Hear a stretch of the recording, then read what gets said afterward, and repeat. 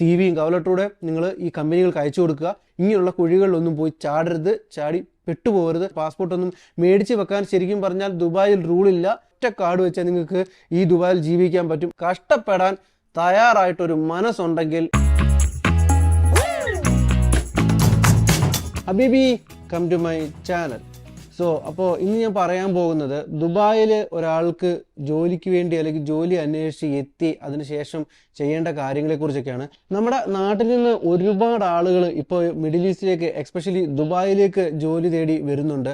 First of all ആദ്യമായി നിങ്ങൾ ദുബായ്ക്ക് അല്ലെങ്കിൽ വേറെ ഏതെങ്കിലും രാജ്യത്തേക്ക് പോകാൻ ശ്രമിക്കുന്നവർ ആ രാജ്യത്തെക്കുറിച്ചും അല്ലെങ്കിൽ പോകാൻ പോകുന്ന ആ ഒരു പർട്ടിക്കുലർ സിറ്റിയെക്കുറിച്ചും അവിടുത്തെ ഒരു നിങ്ങളുടെ ജോലി അല്ലെങ്കിൽ നിങ്ങളുടെ പ്രൊഫഷന്റെ ജോലി സാധ്യതയെക്കുറിച്ചുമാണ് ആദ്യം പഠിക്കേണ്ടത്. ഫസ്റ്റ് നിങ്ങൾ ആദ്യം തന്നെ വരാൻ ശ്രമിക്കുന്നതിന് മുമ്പ് അല്ലെങ്കിൽ വരാൻ വിസയ്ക്കൊക്കെ അപ്ലൈ ചെയ്യുന്നതിന് വിസിറ്റ് വിസയ്ക്കൊക്കെ അപ്ലൈ ചെയ്യുന്നതിന് മുമ്പ് തന്നെ നിങ്ങൾ ചെയ്യേണ്ട ആദ്യത്തെ കാര്യം എന്ന് പറയുന്നത് നിങ്ങളുടെ ഒരു ഇന്റർനാഷണൽ സ്റ്റാൻഡേർഡ് ലെവലിലുള്ള ഒരു CV പ്രിപ്പയർ ചെയ്യുക എന്നുള്ളതാണ്.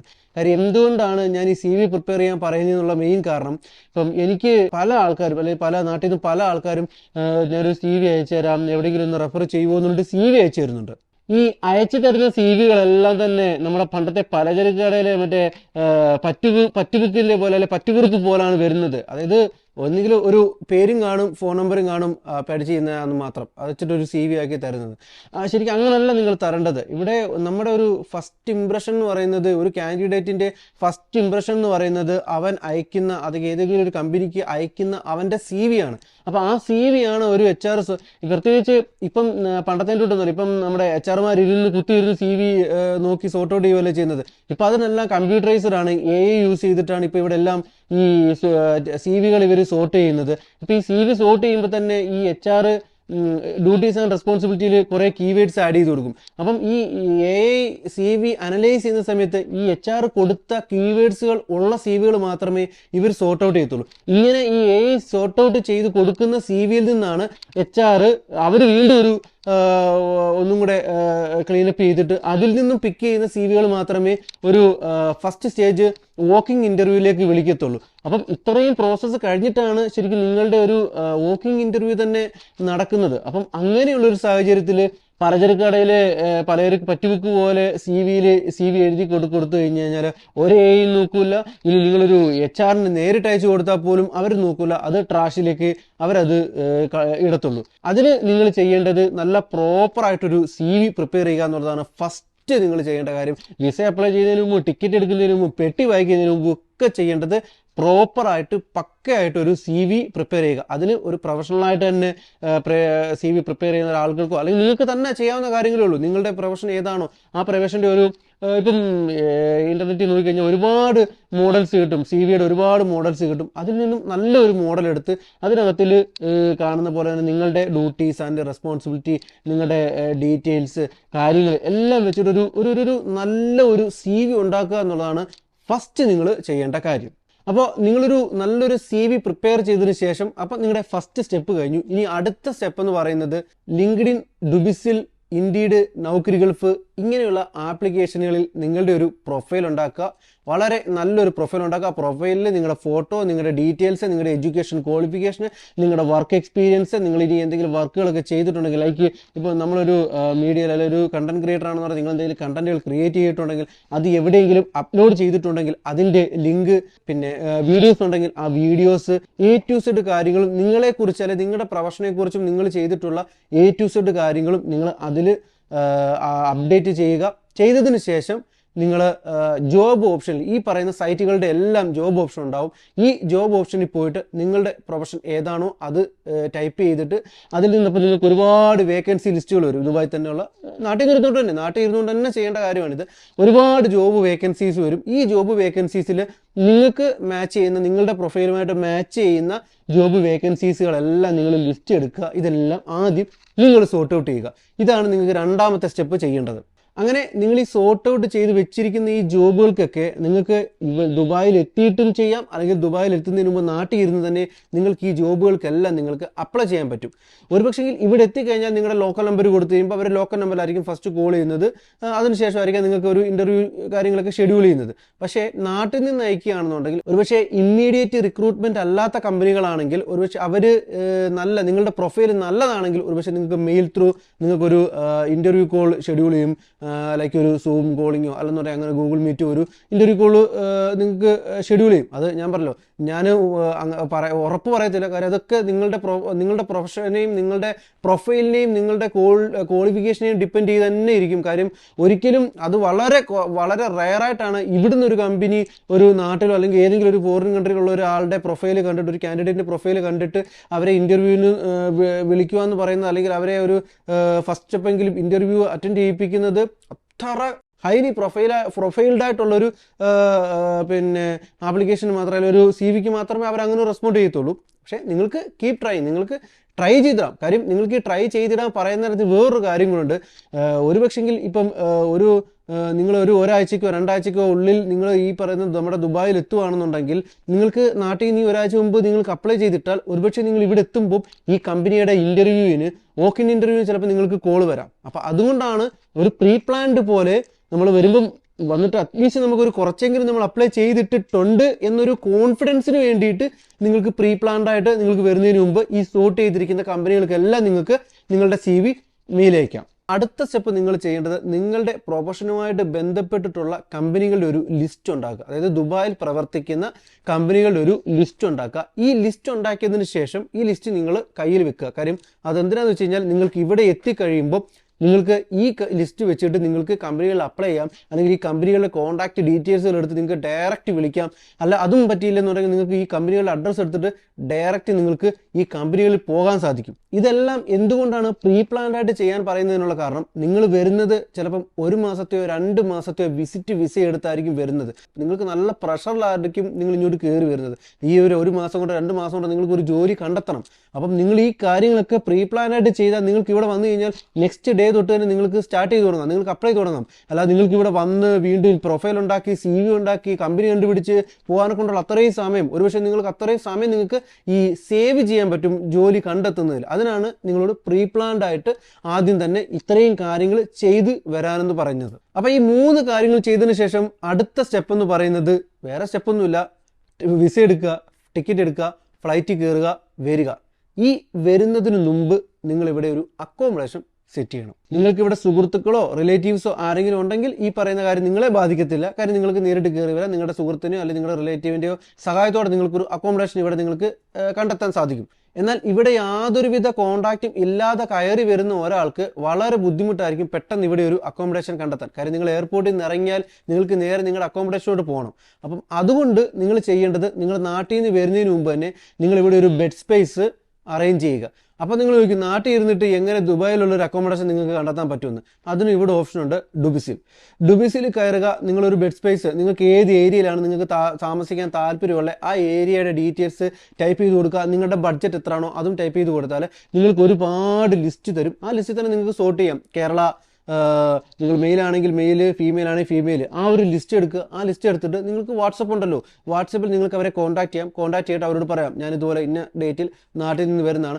മലയാളികളുടെ ബെഡ് സ്പേസുകൾ ഇവിടെ ഉണ്ട്. മലയാളികളുടെ ബെഡ് സ്പേസ് നിങ്ങൾക്ക് സോർട്ട് ഔട്ട് ചെയ്ത് എടുത്തു കഴിഞ്ഞാൽ നിങ്ങൾക്ക് അവരോട് ഡയറക്റ്റ് നിങ്ങൾക്ക് സംസാരിക്കാം. ഞാൻ ഇതുപോലെ വരുവാണ്, ഇന്ന ഡേറ്റിലെത്തും, ഇപ്പോൾ എനിക്ക് ഇന്ന ഡേറ്റ് മുതൽ എനിക്കൊരു ബെഡ് സ്പേസ് വേണം എന്ന് പറഞ്ഞ് നിങ്ങൾ അവരെ ബ്ലോക്ക് ചെയ്താൽ അവർ നിങ്ങൾക്ക് വരുന്ന സമയത്തേക്ക് നിങ്ങൾക്ക് ഒരു ബെഡ് സ്പേസ് അവിടെ അറേഞ്ച് ചെയ്തു തരും. അപ്പോൾ നിങ്ങൾ നേരെ വന്ന് നിങ്ങൾക്ക് പൈസ കൊടുത്ത് നിങ്ങൾക്ക് ആ ബെഡ് സ്പേസിൽ കയറാം. നിങ്ങൾ ദുബായിലേക്ക് വരുന്നതിന് മുമ്പ് ചെയ്യേണ്ട 4 പോയിന്റ് ഞാൻ പറഞ്ഞു. എന്നാൽ അതിനകത്ത് ഒരു പോയിന്റ് കൂടെ ഉണ്ട്, അത് ഞാൻ വിട്ടുപോയി. അത് വേറൊന്നുമല്ല, കമ്മ്യൂണിക്കേഷൻ സ്കില്ല്. നിങ്ങൾ ദുബായിലേക്ക് വരാൻ പ്ലാൻ ചെയ്യുന്നതിന് മുമ്പ് തന്നെ നിങ്ങളുടെ കമ്മ്യൂണിക്കേഷൻ സ്കില്ല് ഇമ്പ്രൂവ് ചെയ്യാൻ ശ്രമിക്കുക. ഇവിടെ കമ്മ്യൂണിക്കേഷൻ സ്കില്ല് വലിയൊരു ഫാക്ടറാണ്. നിങ്ങൾക്ക് അത്യാവശ്യം കമ്മ്യൂണിക്കേഷൻ സ്കിൽ ഉണ്ടെങ്കിൽ മാത്രമേ നല്ലൊരു ജോലി കിട്ടാനും സാധ്യതയുള്ളൂ. അപ്പോൾ അതുകൊണ്ട് വരുന്നതിന് മുമ്പ് തന്നെ അത്യാവശ്യം നിങ്ങളുടെ കമ്മ്യൂണിക്കേഷൻ സ്കില്ലൊക്കെ ഒന്ന് പ്രാക്ടീസ് ചെയ്ത്, അല്ലെങ്കിൽ നെറ്റ്ഫ്ലിക്സ് ഒക്കെ സീരീസ് ഒക്കെ കണ്ട് നിങ്ങളൊന്ന് ഡെവലപ്പ് ചെയ്ത് എടുത്തു കൊണ്ടുവരുന്നത് വളരെ നല്ലതായിരിക്കും. അങ്ങനെ അപ്പോൾ ഈ പറഞ്ഞ കാര്യങ്ങളെല്ലാം നിങ്ങൾ ചെയ്ത് പെട്ടി പാക്ക് ചെയ്തു, എയർപോർട്ടിലോട്ട് പോയി, എയർപോർട്ടിൽ നിന്ന് ഫ്ലൈറ്റ് കയറി, അങ്ങനെ ഒടുവിൽ ദുബായിൽ ലാൻഡ് ചെയ്തു. അങ്ങനെ നിങ്ങൾ ദുബായ് ലാൻഡ് ചെയ്ത് ദുബായ് എയർപോർട്ടിൻ്റെ വെളിയിൽ ഇറങ്ങുന്നതിന് മുമ്പ് തന്നെ നിങ്ങൾ ആദ്യം ചെയ്യേണ്ട ഒരു കാര്യമുണ്ട്. അത് മറ്റൊന്നുമല്ല, ഇവിടെ എയർപോർട്ടിനുള്ളിൽ തന്നെ ഫ്രീ സിം കിട്ടും. നിങ്ങൾ വിസിറ്റ് വിസയിലാണ് വരുന്നത്, 2 മാസം വിസിറ്റ് വിസ വരുന്നുണ്ട്. നിങ്ങൾക്ക് ഈ 2 മാസം ഇവിടെ കമ്മ്യൂണിക്കേഷന് വേണ്ടിയിട്ട് യൂസ് ചെയ്യാൻ ഫ്രീ സിം കിട്ടും. ഇവിടെ മെയിനായിട്ടും 2 നെറ്റ്വർക്ക് പ്രൊവൈഡേഴ്സാണുള്ളത്. ഒന്ന് എത്തിസലാത്തും പിന്നെ ഒന്ന് ഡ്യൂ. നിങ്ങൾക്ക് ഏത് വേണമെങ്കിലും യൂസ് ചെയ്യാം, ഏത് വേണമെങ്കിലും ചൂസ് ചെയ്യാം. നിങ്ങൾ എയർപോർട്ടിൽ നിന്ന് ഇറങ്ങുന്നതിന് മുമ്പ് തന്നെ സിം എടുക്കണമെന്ന് പറയാൻ പ്രത്യേകിച്ച് ഒരു കാരണമുണ്ട്. കാര്യം അതിന് വെളിയിലോട്ട് ഇറങ്ങി കഴിഞ്ഞാൽ പിന്നെ നിങ്ങൾക്ക് സിം എടുക്കാൻ പറ്റത്തില്ല. ഇവിടെ എമിറേറ്റ്സ് ഐ ഡി ഇല്ലാതെ നിങ്ങൾക്ക് സിം കണക്ഷൻ നിങ്ങൾക്ക് കിട്ടൂല. അപ്പം അതുകൊണ്ട് നിങ്ങൾക്ക് കമ്മ്യൂണിക്കേഷന് ഓഫ്കോഴ്സ് നിങ്ങൾക്ക് കോൺടാക്ട് നമ്പർ ഉണ്ടാവണം. നിങ്ങളെ ഒരു കമ്പനി വിളിക്കണമെങ്കിൽ പോലും നിങ്ങളുടെ കോൺടാക്ട് നമ്പർ ഉണ്ടെങ്കിൽ മാത്രമേ കമ്പനിക്ക് നിങ്ങളെ കോൺടാക്ട് ചെയ്യാൻ പറ്റൂ. അപ്പം നിങ്ങൾ എയർപോർട്ടിൽ നിന്ന് ഇറങ്ങുന്നതിന് മുമ്പ് തന്നെ മറക്കാതെ തന്നെ നിങ്ങൾ ഫ്രീ സിം എടുത്തുകൊണ്ട് വേണം നിങ്ങൾ എയർപോർട്ടിന് വെളിയിൽ ഇറങ്ങാൻ. അതാണ് നിങ്ങൾ ദുബായ് ലാൻഡ് ചെയ്താൽ ആദ്യം ചെയ്യേണ്ട കാര്യം.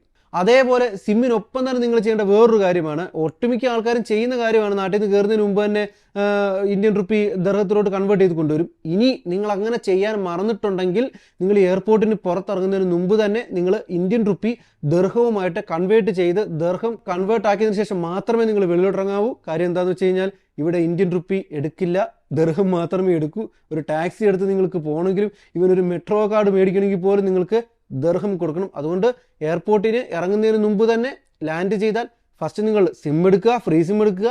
അതേപോലെ തന്നെ കറൻസി എക്സ്ചേഞ്ച് ചെയ്തില്ലെന്നുണ്ടെങ്കിൽ കറൻസി ചേഞ്ച് ചെയ്ത് കയ്യിലാക്കുക. ഇതിനുശേഷം നിങ്ങൾ പുറത്തോട്ടിറങ്ങുക. എയർപോർട്ടിൽ നേരെ നിങ്ങളുടെ ബെഡ് സ്പേസിൽ നിങ്ങളുടെ അക്കോമഡേഷൻ അറേഞ്ച് ചെയ്ത ബെഡ് സ്പേസിൽ, ഞാൻ ഈ ബെഡ് സ്പേസ് എന്ന് പറഞ്ഞത് എല്ലാവരും ഉദ്ദേശിച്ചല്ല കേട്ടോ. കാശുണ്ടെങ്കിൽ നിങ്ങൾക്ക് ഇവിടെ റൂമൊക്കെ എടുക്കാം, നിങ്ങൾക്ക് ഹോട്ടൽ അപ്പാർട്ട്മെൻറ്റിൽ നിൽക്കാം, നിങ്ങൾക്ക് വലിയ പാർട്ടീഷൻ എടുക്കാം, അങ്ങനെയൊക്കെ നിൽക്കാം.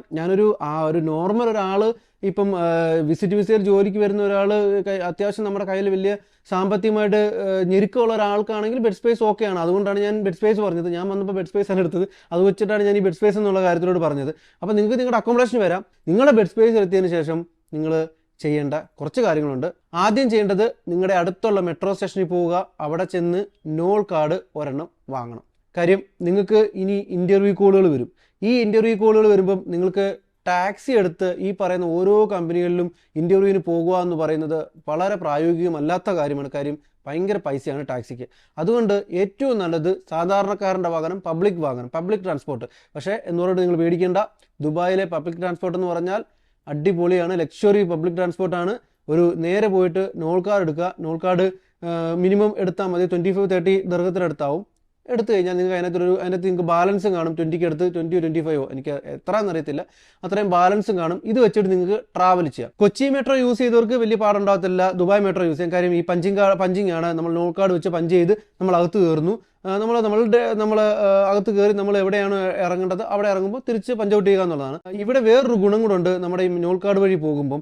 അതായത് നിങ്ങൾക്കിപ്പം നിങ്ങൾ താമസിക്കുന്നത് കരാമയിലാണ്. അപ്പോൾ നിങ്ങൾക്ക് ഇൻ്റർവ്യൂ ബിസിനസ് പേയിലാണ്. അപ്പോൾ നിങ്ങൾക്ക് യൂസ് ചെയ്യേണ്ട മെട്രോ ടു മെട്രോ എന്ന് പറയുന്നത് ADCBയിൽ നിന്ന് നിങ്ങൾക്ക് കയറി ബിസിനസ് പേ മെട്രോയിൽ ഇറങ്ങണം. അപ്പോൾ നിങ്ങൾ ADCB മെട്രോയിൽ കയറുമ്പോൾ നിങ്ങൾ പഞ്ച് ചെയ്യുന്നു, നേരെ ബിസിനസ് പേ മെട്രോയിൽ ഇറങ്ങുമ്പോൾ നിങ്ങൾ പഞ്ചൗട്ട് ചെയ്യുന്നു. അപ്പം ഒരു താരിഫുണ്ട്. ആ താരിഫ് നിങ്ങളുടെ കാർഡിൽ നിന്ന് കട്ടാവുന്നു.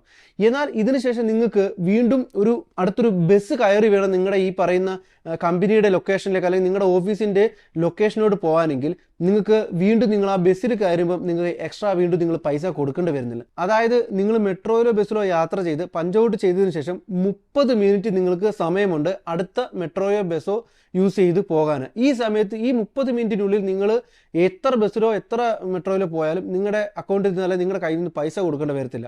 അപ്പം നിങ്ങൾ ഈ പറഞ്ഞിട്ട് നിങ്ങൾ ബിസിനസ് പേയിൽ ഇറങ്ങി നിങ്ങളുടെ കമ്പനിയിലോട്ട് പോകാൻ വേണ്ടിയിട്ട് നിങ്ങൾ അടുത്തൊരു ബസ്സിന് കയറി കഴിഞ്ഞാൽ ജസ്റ്റ് പഞ്ചൗട്ട് ചെയ്യുക, നിങ്ങളുടെ അക്കൗണ്ടിൽ നിന്ന് നിങ്ങളുടെ കയ്യിൽ നിന്ന് പൈസ പോകത്തില്ല. അപ്പം ഇപ്പം മനസ്സിലായില്ലേ എന്തുകൊണ്ടാണ് ഞാൻ മെട്രോ കാർഡ് നോൾ കാർഡ് എന്ന് പറയുന്നത്. ഈ പറയുന്ന ഇത്രയും ദൂരം നിങ്ങൾ ടാക്സിക്ക് പോകണമെങ്കിൽ 100-150 ദർഹംസ് കൊടുക്കേണ്ടതാണ് നിങ്ങൾ ചിലപ്പോൾ ഒരു 5, 6, 7 ദർഹത്തിന് നിങ്ങൾക്ക് കാര്യം സാധിക്കാൻ പറ്റുന്നത്. അപ്പോൾ ഈ പറഞ്ഞ കാര്യങ്ങളെല്ലാം ചെയ്തതിന് ശേഷം പിന്നെ നിങ്ങളുടെ ടാർഗറ്റ് എന്ന് പറയുന്നത് എന്താണ്? ജോലി കണ്ടെത്തുക എന്നുള്ളതാണ്. അപ്പം അതിന് വീണ്ടും എന്താ ചെയ്യേണ്ടത്?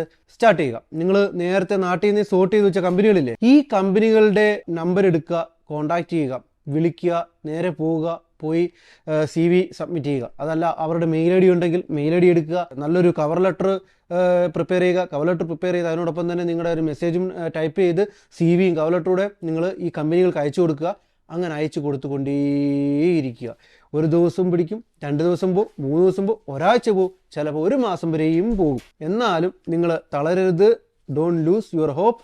സോ കീപ് ട്രൈ, അത്ര മാത്രമേ എനിക്ക് പറയാനുള്ളൂ. നിങ്ങൾ ഈ CV അയച്ചു കൊടുക്കുന്ന കൂട്ടത്തിൽ ഇവിടെയുള്ള ഒരുപാട് കൺസൾട്ടൻസികൾക്ക് നിങ്ങൾ ഈ CV അയച്ചു കൊടുക്കും. അത് ഓട്ടോമാറ്റിക്കലി പോകും. കാര്യം കൺസൾട്ടൻസിയും ഈ പറയുന്ന എല്ലാ ആപ്ലിക്കേഷനുകളിലും ന്യൂ കാൻഡിഡേറ്റ്സിനെ ഹയർ ചെയ്യുന്നു എന്ന് പറഞ്ഞിട്ടുള്ള ആഡുകൾ ഇടും. അപ്പോൾ നമ്മൾ ഈ റാൻഡംലി നമ്മൾ അങ്ങോട്ട് അപ്ലൈ ചെയ്യുമ്പോൾ നമ്മളിത് കമ്പനിയാണോ കൺസൾട്ടൻസി ആണോ ഒന്നും നോക്കാൻ പോകുന്നില്ല. നമുക്കൊരു ജോലി കിട്ടണം, അതിനുവേണ്ടി നമ്മളിങ്ങനെ കാണുന്നിടത്തെല്ലാം, അതായത് കാണുന്ന വേക്കൻസികൾക്ക് എല്ലാം നമ്മളിങ്ങനെ അപ്ലൈ ചെയ്തുകൊണ്ടിരിക്കുകയാണ്. അപ്പോൾ ഈ അപ്ലൈ ചെയ്യുന്ന കൂട്ടത്തിൽ ഈ കൺസൾട്ടൻസികളും നിങ്ങളുടെ CV സോർട്ട് ഔട്ട് ചെയ്തിട്ട് അവർ നിങ്ങളെ വിളിക്കും. അതിൽ ജെനുവിൻ കൺസൾട്ടൻസി ഉണ്ട്, ഞാൻ എല്ലാവരെയും പറയുന്നില്ല, എന്നാൽ പോലും ഒരുപാട് സ്കാമുകൾ ഇവിടെ നടക്കുന്നുണ്ട്. വിളിച്ചിട്ട് നിങ്ങളോട് പറയും നിങ്ങൾക്ക് ഇന്നടുത്ത് ജോലി തരാം, 5000 സാലറി നിങ്ങൾക്ക് സ്റ്റാർട്ടിങ് തരാം, 6000 തരാം, നിങ്ങൾക്ക് അക്കോമഡേഷൻ തരും, നിങ്ങൾക്ക് വിസ തരും, ഇതിനെല്ലാം നിങ്ങൾ ആദ്യത്തെ സാലറി കൊടുക്കണം, അല്ലെന്നുണ്ടെങ്കിൽ നിങ്ങൾ 10,000 ദിർഹംസ് നിങ്ങൾ ഇവർക്ക് സർവീസ് ചാർജ് കൊടുക്കണം എന്നൊക്കെ പറഞ്ഞ് ഒരുപാട് സ്കാം കോളുകൾ വരും. ഇങ്ങനെയുള്ള കോളുകളിലൊന്നും നിങ്ങൾ പോവുകയും ചെയ്യരുത്, ഇങ്ങനെയുള്ള കോളുകളൊന്നും നിങ്ങൾ എൻ്റർടൈൻ ചെയ്യരുത്, ഇങ്ങനെയുള്ള കുഴികളിലൊന്നും പോയി ചാടരുത്, ചാടി പെട്ടുപോകരുത്. അങ്ങനെ പെട്ടുപോയ ഒരുപാട് ആളുകളെ എനിക്കറിയാം, ഇവിടെ ഇപ്പം എനിക്ക് പേഴ്സണലി അറിയാം, അല്ലാതെയും ഒരുപാട് ആളുകൾ ഇവിടെ ഇങ്ങനെ ഈ പറയുന്ന ഏജൻസികളിലും കൺസൾട്ടൻസികളിലും പോയി പെട്ടുപോകുന്ന ആൾക്കാരുണ്ട്. അതുകൊണ്ട് അങ്ങനെയുള്ള കൺസൾട്ടൻസി ജോബുകൾ വരുവാണെന്നുണ്ടെങ്കിൽ മാക്സിമം നിങ്ങൾ ജോബ് വേണ്ടാന്നല്ല, കൺസൾട്ടൻസി ജോബ് വന്നാൽ നിങ്ങൾ ഓഫ് കോഴ്സ് നിങ്ങൾ ഇൻ്റർവ്യൂ കോളിൽ വന്നാൽ ഇൻ്റർവ്യൂ പോകുക. ഇൻ്റർവ്യൂ പോകുമ്പോൾ തന്നെ നിങ്ങൾക്ക് അറിയാൻ പറ്റുമല്ലോ ഒരു കമ്പനിയുടെ ജെന്യൂനിറ്റിയും ഒരു കമ്പനിയുടെ അറ്റ്മോസ്ഫിയർ നിങ്ങൾക്ക് ചെല്ലുമ്പോൾ അറിയാം. ചെന്നിട്ട് നിങ്ങളുടെ സാലറിയും കാര്യങ്ങളെല്ലാം ഓക്കെ ആയി അതിനുശേഷം ഈ ഏജൻസി പറയുന്ന ഒരു എമൗണ്ട് അല്ലെങ്കിൽ അവരുടെ ഒരു സർവീസ് ചാർജ് നിങ്ങൾക്ക് അഫോർഡ് ചെയ്യാൻ പറ്റുന്നതാണെങ്കിൽ നിങ്ങൾ എഗ്രി ചെയ്യുക. അത് എഗ്രി ചെയ്യുന്നതിന് മുമ്പ് നിങ്ങൾ പറയണം എനിക്ക് ഓഫർ ലെറ്റർ കിട്ടി, വിസ അടിച്ച് ഫസ്റ്റ് സാലറി കിട്ടിയതിന് ശേഷം മാത്രമേ ഈ പറയുന്ന കൺസൾട്ടൻസി ചോദിക്കുന്ന പൈസ കൊടുക്കൂ എന്ന് നിങ്ങൾ കറക്റ്റായിട്ട് നിങ്ങൾ ഈ പറയുന്ന കൺസൾട്ടൻസിയോട് പറഞ്ഞ് ഒരു ധാരണ ആയിരിക്കണം. ഇല്ലെന്നുണ്ടെങ്കിൽ നിങ്ങൾക്ക് ജോലി കിട്ടുമെന്ന് പറഞ്ഞ് ജോലി കിട്ടി, ഒരു ഓഫർ ലെറ്റർ കിട്ടി, നിങ്ങൾക്ക് ജോലിക്ക് കയറി നിങ്ങൾ ഈ പറയുന്ന ഏജൻസിക്ക് പൈസ കൊടുത്തു, 4 ദിവസം കഴിയുമ്പോൾ നിങ്ങളുടെ ജോലി പോയി കഴിഞ്ഞ് കഴിഞ്ഞാൽ നിങ്ങൾക്ക് വിസയും കിട്ടിയില്ലെങ്കിൽ നിങ്ങളുടെ പൈസയും പോയി ജോലിയും പോയൊരവസ്ഥയാവും. അതാവരുത്. അതുകൊണ്ട് വളരെ കൃത്യമായിട്ട് നിങ്ങളുടെ കാര്യങ്ങൾ കമ്മ്യൂണിക്കേറ്റ് ചെയ്ത് തന്നെ വേണം കൺസൾട്ടൻസി വഴി ജോലിക്ക് അപ്ലൈ ചെയ്ത് കിട്ടിപ്പോകുന്നവർ ചെയ്യേണ്ടത്. അങ്ങനെ നിങ്ങളുടെ അതിയായ പരിശ്രമത്തിനൊടുവിൽ നിങ്ങൾക്കൊരു ജോലി ഇൻ്റർവ്യൂ കിട്ടി, നിങ്ങൾ അവിടെ പോയി നിങ്ങൾ ഇൻ്റർവ്യൂ അറ്റൻഡ് ചെയ്തു, നിങ്ങൾ പാസ്സായി, നിങ്ങളെ കമ്പനി ഹയർ ചെയ്യാൻ വേണ്ടി തയ്യാറായി, നിങ്ങളുടെ സാലറി കാര്യങ്ങളെല്ലാം അങ്ങോട്ടും ഇങ്ങോട്ടും ധാരണയായി, എല്ലാം ധാരണയായതിനു ശേഷം നിങ്ങൾക്ക് ഓഫർ ലെറ്റർ തരുമ്പം നിങ്ങൾ ശ്രദ്ധിക്കേണ്ട കാര്യം ഓഫർ ലെറ്റർ ജെന്യുവിൻ ആണോ എന്ന് നോക്കുക, കമ്പനി ഇമെയിലാണോ ഓഫർ ലെറ്റർ വന്നതെന്ന് നോക്കുക, രജിസ്റ്റേർഡ് കമ്പനിയാണോ നിങ്ങൾ ഓൺലൈനിൽ ചെക്ക് ചെയ്ത് നോക്കുക. ഇതിനെല്ലാം ശേഷം നിങ്ങൾ ഈ പറയുന്ന കമ്പനിയിൽ ജോയിൻ ചെയ്യുക. പിന്നെ അതേപോലെ തന്നെ ബോണ്ട് വെക്കുന്ന കമ്പനികളാണെന്നുണ്ടെങ്കിൽ ഓഫ് കോഴ്സ് നിങ്ങൾ കമ്പനിയെക്കുറിച്ച് പഠിക്കുക. ബോണ്ട് വെക്കുന്നത് നിങ്ങളുടെ പാസ്പോർട്ടൊന്നും കൊടുത്തിപ്പോൾ ബോണ്ട് ചെയ്യേണ്ട കാര്യങ്ങളൊന്നുമില്ല. ഇപ്പോൾ അങ്ങനെ പാസ്പോർട്ടൊന്നും മേടിച്ച് വെക്കാൻ ശരിക്കും പറഞ്ഞാൽ ദുബായിൽ റൂളില്ല. പക്ഷെങ്കിൽ ചില കമ്പനികൾ ചെയ്യുന്നുണ്ട്, ഉണ്ടാവാതിരിക്കാം. ഒരിക്കലും നിങ്ങൾ അങ്ങനെ പാസ്പോർട്ടൊക്കെ പിടിച്ചു വെച്ച് ബോണ്ട് ചെയ്യുന്ന അല്ലെങ്കിൽ 2-3 വർഷം ബോണ്ട് വേണമെന്ന് പറയുന്ന കമ്പനികളാണെങ്കിൽ വളരെ ശ്രദ്ധിച്ച് തന്നെ ഇങ്ങനെയുള്ള കമ്പനികളിലേക്ക് പോകുക. റെപ്യൂട്ടഡ് ആയിട്ടുള്ള ഒരു കമ്പനികളും പാസ്പോർട്ട് മേടിച്ച് വെക്കാറില്ല. ഇപ്പം പണ്ടൊക്കെ ഉണ്ടായിരുന്നായിരിക്കാം, പക്ഷേ ഇപ്പം അങ്ങനെ ഒരു കമ്പനിയും റെപ്യൂട്ടഡ് ആയിട്ടുള്ള ഒരു കമ്പനിയും നിങ്ങളുടെ പാസ്പോർട്ട് മേടിച്ച് വെക്കില്ല. പാസ്പോർട്ട് നിങ്ങളുടെ കയ്യിൽ നിന്ന് മേടിക്കും, അത് അവർക്ക് വിസയുടെ പ്രോസസ്സിൻ്റെ ആവശ്യത്തിന് പാസ്പോർട്ട് മേടിക്കും. വിസ പ്രോസസ്സിങ് കഴിഞ്ഞാൽ തിരിച്ച് നിങ്ങളുടെ പാസ്പോർട്ടും അതേപോലെ തരും. നേരത്തെ പാസ്പോർട്ട് മേടിക്കുന്നത് വിസയുടെ സ്റ്റാമ്പിങ്ങിന് വേണ്ടിയിട്ടാണ് പാസ്പോർട്ട് മേടിക്കുന്നത്. ഇപ്പം വിസ പാസ്പോർട്ടിൽ സ്റ്റാമ്പ് ചെയ്യത്തില്ല. കാര്യം നിങ്ങൾക്ക് കിട്ടുന്ന എമിറേറ്റ്സ് ഐ ഡി ഉണ്ട്. ഈ എമിറേറ്റ്സ് ഐ ഡിയിലാണ് എല്ലാ കാര്യങ്ങളും, നിങ്ങളുടെ വിസയും നിങ്ങളുടെ ഐഡൻറ്റിറ്റിയും എല്ലാ കാര്യങ്ങളും ഈ എമിറേറ്റ്സ് ഐ ഡി ഈ ഒറ്റ കാർഡ് വെച്ചാൽ നിങ്ങൾക്ക് ഈ ദുബായിൽ ജീവിക്കാൻ പറ്റും. അതുകൊണ്ട് പാസ്പോർട്ട് കൊടുക്കുമ്പം വളരെ ശ്രദ്ധിച്ച് തന്നെ പാസ്പോർട്ട് കമ്പനികൾക്ക് കൊടുക്കുക, ഈവൻ കമ്പനി പാസ്പോർട്ട് നിങ്ങളുടെ അടുത്ത് ചോദിച്ചാൽ. അങ്ങനെ അതെല്ലാം കഴിഞ്ഞു, നിങ്ങൾ നല്ലൊരു കമ്പനിയിൽ നിങ്ങൾക്ക് ജോലി കിട്ടി. നിങ്ങളുടെ ഒരു വിത്തിൻ 2 വീക്സിനുള്ളിൽ നിങ്ങൾക്ക് വിസ സ്റ്റാറ്റസും മാറും. അതിനുശേഷം ഒരു മെഡിക്കലുണ്ട്. ഈ മെഡിക്കലും കഴിഞ്ഞതിന് ശേഷം നിങ്ങൾക്ക് ഈ മെഡിക്കലിനൊപ്പം തന്നെ നിങ്ങളുടെ ബയോമെട്രിക്സ് നിങ്ങൾക്ക് ചെയ്യേണ്ടി വരും. അത് എമിറേറ്റ്സ് ഐ ഡിക്ക് വേണ്ടിയിട്ടാണ്. അതെല്ലാം കഴിഞ്ഞതിന് ശേഷം ഒരു 2 ആഴ്ചയ്ക്കുള്ളിൽ നിങ്ങളുടെ എമിറേറ്റ്സ് ഐ ഡി നിങ്ങളുടെ കയ്യിൽ പോസ്റ്റൽ വഴി കിട്ടും. അങ്ങനെ അതോടുകൂടി നിങ്ങളൊരു UAE റെസിഡൻ്റായി, പച്ച മലയാളത്തിൽ പറഞ്ഞാൽ പച്ച പ്രവാസിയായി എന്ന് വേണമെങ്കിൽ പറയാം. അപ്പോൾ ഇതൊക്കെ ചെയ്താൽ നിങ്ങൾക്ക് ഉറപ്പായിട്ടും നിങ്ങൾക്ക് ഇവിടെ ജോലി കിട്ടും. പിന്നെ ഇതൊക്കെ അത്ര ഈസിയായ കാര്യമല്ല, പറയുമ്പം എല്ലാം എളുപ്പമാണ്. പക്ഷെങ്കിൽ ഇതൊക്കെ ചെയ്ത് പ്രവർത്തിച്ച് കൊണ്ടുവരണം. ഒരുപാട് കഷ്ടപ്പെടാനും പണിയെടുക്കാനും തയ്യാറായാൽ പണിയെടുക്കുന്നവൻ്റെ പടച്ചവനായ ദുബായ് ഒരിക്കലും നിങ്ങളെ കൈവിടില്ല എന്നുള്ളത് എൻ്റെ ഉറപ്പാണ്. എൻ്റെ അനുഭവം കൊണ്ടുള്ള ഉറപ്പ് ഞാൻ തരുന്നു. അപ്പോൾ എൻ്റെ മാത്രം അനുഭവമല്ല, എനിക്ക് മുന്നേ വന്നിട്ടുള്ളവരും എനിക്ക് പിന്നെ വന്നിട്ടുള്ളവരും ഒരുപാട് പേര് ഇതുപോലെ ജീവിതത്തിൽ ജോലി കിട്ടി സക്സസ് ആയി ഇവിടെ ജീവിക്കുന്നുണ്ട്. അപ്പോൾ നിങ്ങൾക്കും ധൈര്യമായിട്ട് കയറി വരാം. ഈ പറഞ്ഞ കാര്യങ്ങളൊക്കെ ചെയ്ത് കഷ്ടപ്പെടാൻ തയ്യാറായിട്ടൊരു മനസ്സുണ്ടെങ്കിൽ മോനെ ധൈര്യമായിട്ട് കയറി വരാം ദുബായിൽ. അപ്പോൾ വീഡിയോ ഇഷ്ടമായെന്ന് വിചാരിക്കുന്നു. ഇഷ്ടമായെങ്കിൽ കമൻറ്റ് ചെയ്യുക, ലൈക്ക് ചെയ്യുക. ഇനി ഇഷ്ടപ്പെടാത്തവർ അതും പറയാം. ഇനി നിങ്ങൾക്ക് ഇതുമായിട്ട് ഈ ദുബായിൽ വന്നൊരു ജോലി കണ്ടെത്തുന്ന കാര്യങ്ങൾ ഞാൻ പറഞ്ഞതിൽ എന്തെങ്കിലും മനസ്സിലാവാത്തതായിട്ടോ അല്ലെങ്കിൽ നിങ്ങൾക്ക് എന്തെങ്കിലും സംശയങ്ങളുണ്ടെങ്കിൽ അതും നിങ്ങൾക്ക് കമൻറ്റ് ബോക്സിൽ നിങ്ങൾക്ക് ചോദിക്കാം. അപ്പോൾ എന്തായാലും അടുത്ത വീഡിയോയിൽ കാണാം. അതുവരേക്കും ഹബീബി മാസലാമ.